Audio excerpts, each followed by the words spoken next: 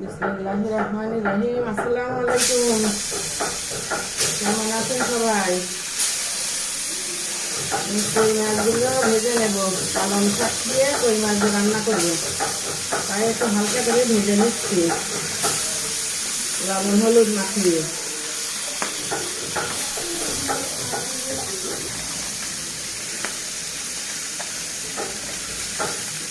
নিয়ে হালকা অল্প করে ভেজে নিলাম। এইভাবে ভেজে নেব।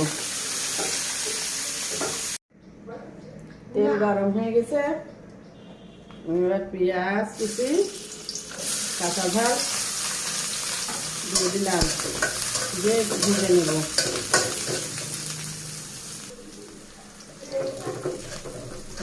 ভাজা হয়ে গেছে, এখন আমি স্বাদ মতো লবণ, হলুদের গুঁড়া, জিরের গুঁড়া দিয়ে দিলাম।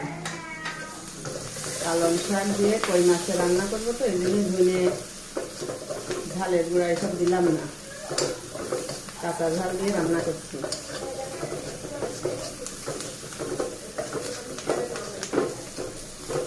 এবার আমি ঝোলের পানি দিয়ে দেবো।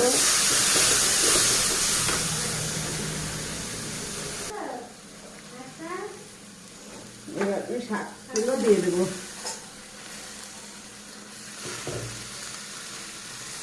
শাকগুলো দিয়ে ঢেকে দেবো।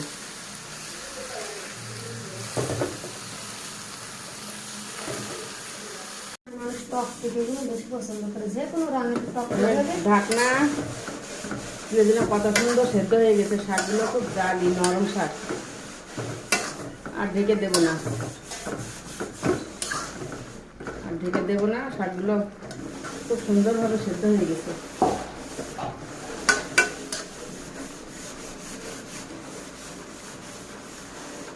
আমি এখন কই মাছগুলো দিয়ে দেবো।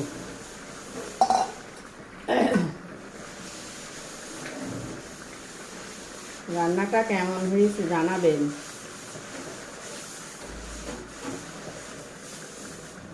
কমেন্টে জানাবেন।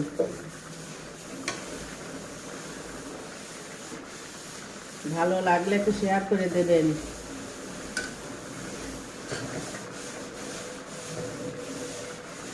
শাক রান্না প্রায় হয়ে গেছে।